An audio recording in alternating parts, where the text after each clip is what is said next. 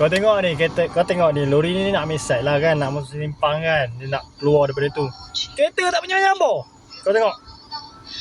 Lori mana perasan? Sedap bunyi. Rangup dengar. Tu makanya tak kerti nak menyabar. Lori tu kan nak keluar. Tu makanya. Siapa suruh tak kerti nak menyabar lagi kan? Itulah orang tak kerti nak menyabar. Lori tak perasan sis. Tak perasan kita kat situ, kat mana ke, kat belakang. Sebab tu memang lori tak perasan. Sebab lori nak keluar, dia nak ambil side sikit. Sekarang ni makanlah, jawablah.